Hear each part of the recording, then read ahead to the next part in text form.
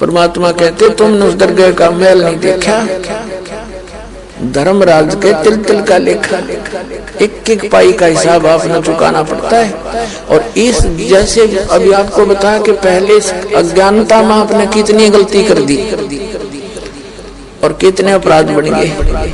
कसाई तक का भी उदाहरण दे रखा है कि सदना नाम का कसाई था और वो भी अपने जॉब को छोड़ना नहीं चाहता था। कदे भूखा मर जाऊं मैं और क्या करूंगा, भगवान संतों का ज्ञान सुना पर संत से मिला सदना और प्रभावित हुआ, सारी बातों को स्वीकार किया, लेकिन रोजी रोटी फिर अड़ गया गए। संत परमात्मा स्वयं आते हैं साधु रूप बना के अपनी प्यारी आत्माओं को सतमार्ग बताते हैं।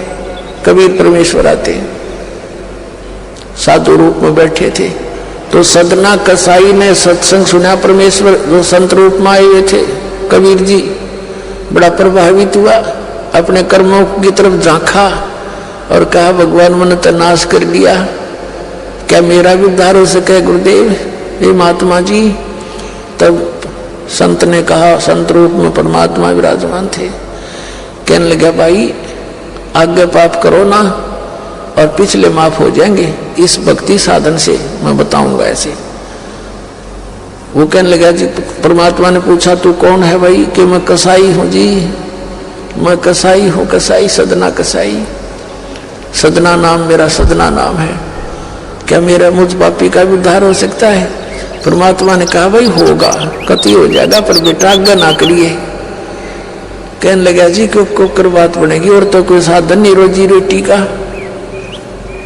परमात्मा संत जी ने कहा, परमात्मा संत रूप में बैठे थे, बेटा पेट में भगवान न पाला तू, जब कौन रोटी लेकर जाया करता तेरी, कौन पहुंचाता था, और माँ के गर्भ से बाहर आते ही माँ के सतन में दूध दे दिया, उससे पहले दूध नहीं था, तो क्या अब वो तेरी संभाल नहीं करेगा। लेकिन ये तो एक हमने औपचारिकता सी बातें लगती हैं क्योंकि हम दूसरे रंग में रंगे हुए। कहने लगा जी मेरा तो काम ना चले, बालक भूखे मर जाएंगे, मेरा तो कोई काम नहीं, मैं तो नौकर हूं एक कसाई का और मन्नत तो ये काम करना पड़ेगा। तो परमात्मा ने सोची भाई ये तो सारे बांध रखे काल ने। कहा, परमात्मा ने कहा बेटा इसने छोड़ दे तू। तो सदना कसाई कहने लगा महाराज जी कुकर छोड़ू भूखे मर जाएंगे, बालक कर नाम लेना चाहे उठे नहीं, मेरा उद्धार कर दो गुरुदेव, उद्धार कर दो, मैं तो कति नरक में गया। परमात्मा बोले भाई नो दोनों बात क्यों करोगी मेरे। फिर परमेश्वर ने सोचा चल भाई चाक सूती है इसकी तो बहुत जबरदस्त इच्छा भगवान में। तो मालिक ने कहा ठीक है बेटा तू यूं करिए, एक अपना लिमिट बना ले कि इससे ज्यादा नहीं बकरे काटेगा, जितनी तू ज्यादा से ज्यादा बना ले, पर रही है वचन पे। अब सदना बोला जी ठीक है। उसने सोचा रोज के 5-4 काटने पड़े हैं, हम बेईमान से कहने लगा अब जी 100 तो ज्यादा नहीं काटूंगा डेली। परमात्मा बोले अच्छा भाई जाता ठीक है बेटा, दे रही है वचन पे, अकजी पक्का हूं मैं वचन का। चला गया। अब क्या हुआ कि उस शहर में राजा की लड़की का ब्याह हो गया, बारात आ गई और उसमें बकरे दारू चल रहे। मुसलमान बादशाह था, मतलब मांस तो आम खाते हैं, दारू शराब तो नहीं होगी खैर। अब उसके सदना के मालिक ने आदेश दिया कि सदना बड़ा ऑर्डर आएगा इससे, और भाई ला दिए बकरे डरा कर रख दिए 20। अब 20 काट दिए सदना ने, फिर डिमांड आएगी 20 की और। कहने का भाव ये है कि 100 के 100 बकरे कट गए। और सदना ने सोचा ये भगवान कति पूरी बात बनी, हे भगवान आपने प्रण भी आपने रखा, मेरी तो प्रतिज्ञा भी आपने रखी, मांझ दो के हथियार दर दिए, रहेगी इज्जत आजत कति नाश हो गया था। इतने में परमात्मा ने क्या किया, एक बहुत बड़े व्यापारी का रूप बना के पहुंच गया सदना के मालिक के पास और कहा भाई मैंने ऐसे ऐसे कांटेक्ट करना, एग्रीमेंट करना तेरे से, रोज के 20, 30, 50 बकरे चाहिए और मैं ऐसे आगे सप्लाई किया करता हूं। तो बड़ा खुश हो गया वो सदना का मालिक कसाई, कहने लगा भाई ठीक है।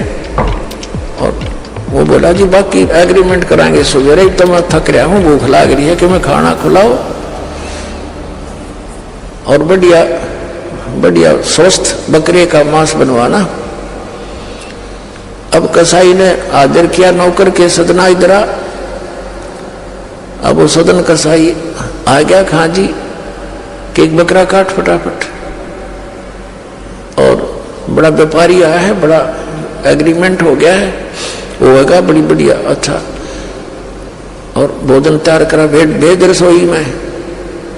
अब सदना के हाथ पैर फूल गए, क्या वह बात बिगड़ गई भाई, तो ना बड़ी बात, आज तो प्रतिज्ञा भंग होगी। अब उसने सोचा कि जब बकरा ना काटूंगा तो यू मालिक नौकरी तो निकालेगा, और जब बकरा काट दिया तो वचन भंग हो गया, मेरी तो बात बिगड़ गई दोनों तरफ से।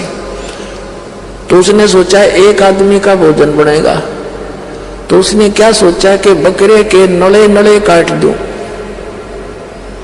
अंडकोश, अब मेरा पर्ण भी रह जाएगा और भोजन भी बन जाएगा एक आदमी का। हथियार उठाया और बकरे के वो नले काटने चाहे, बकरा बुलवा दिया परमात्मा ने बोला सदना और देख भाई मर्यादा ना तोड़े, ना जाने कितनी बार तो तू बकरा बन लिया और मैं बना कसाई, और देखियो मैंने तेरे गल काटे हैं, तेरे को ऐसे नहीं काटा जैसे तू काटने जा रहा है। अब सारी रात तड़प कर मरूंगा मैं, तब भी फिर मैं ऐसे ही काटूंगा तेरे को, ये देख लेना।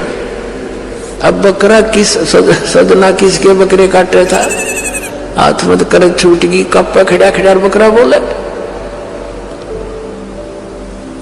ना काटे और बैठ कर रोए।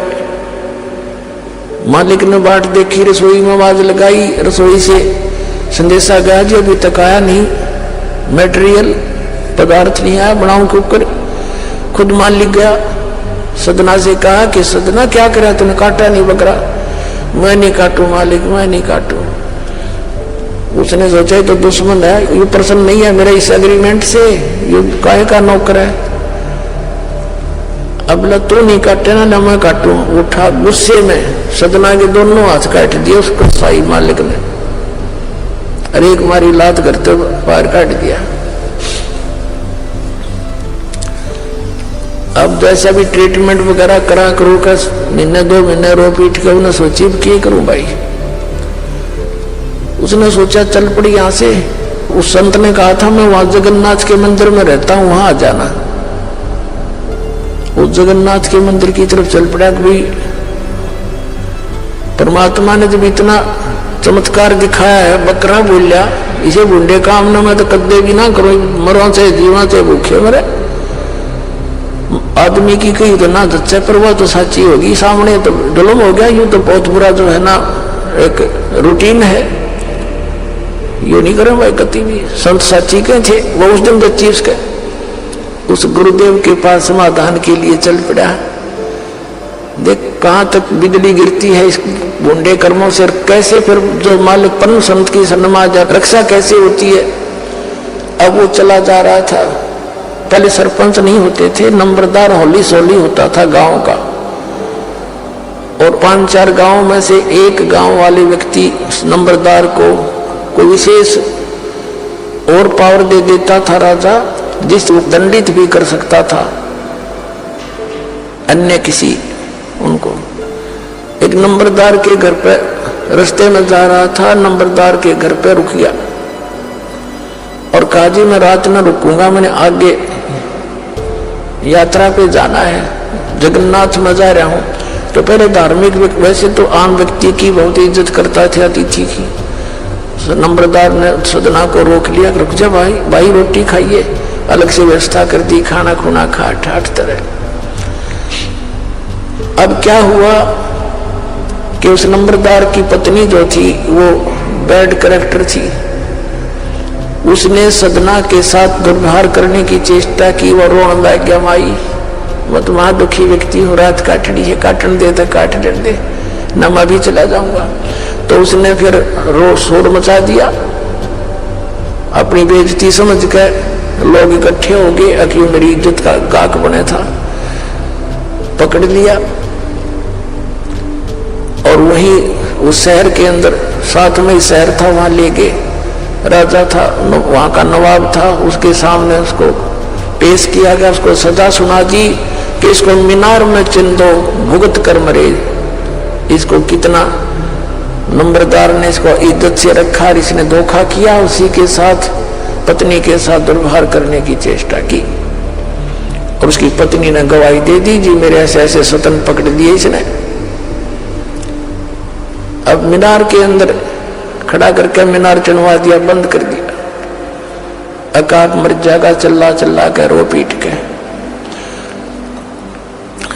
तब सदना ने अर्ज करी, है गुरुदेव मैं तो पापी आत्मा था, मुझे तो इससे बदतर मौत मार दो, लेकिन मुझे ये भगत कहे थे कि मंदिर में जाओ ढेड और इसे इसके गुरु होंगे, और ऐसा करता था ऐसा करता था।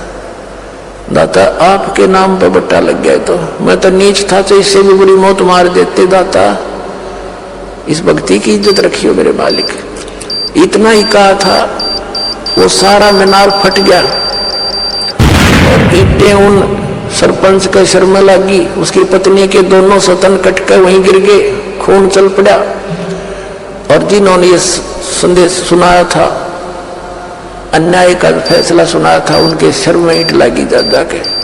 और देखा इतना आवाज हुई, आसपास सब भागे आए, देखने आए, और सदना के दोनों हाथ पूरे हो गए, कटे हुए नहीं रहे। बोलो सतगुरुदेव।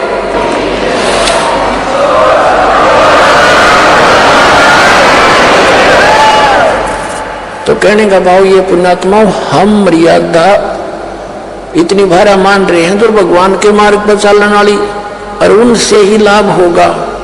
भाई जो गुरु वचन पर डट गे, कट गे फंद 84 के, कट गे फंद 84 के, कट गे फंद 84 के। भाई जो गुरु वचन पे डट गे, कट गे फंद 84 के। वस्तु मिली ठोड़ की ठोड़, मिट गी मन पापी की दौड़। वस्तु मिली ठोड़ की ठोड़, मिट गी मन पापी की दौड़। भरम मिटे मथुरा काशी के, भरम मिटे मथुरा काशी के। भाई जो गुरु वचन पर डट गे, कट गे फंद 84 के। अब पुणात्माओं, सदना जैसे कसाई का उद्धार कर दिया उस परम पिता ने, तो आप कद कहना है कि है जिस मार्ग पर लग जाओ, तो वही मार्ग, वही परमात्मा और वही ज्ञान, वो समाधान आज इस दास को दे रखा है उस दाता ने। इसका लाभ उठाओ, औरों को भी समझाओ, सच से परिचित हो जाओ।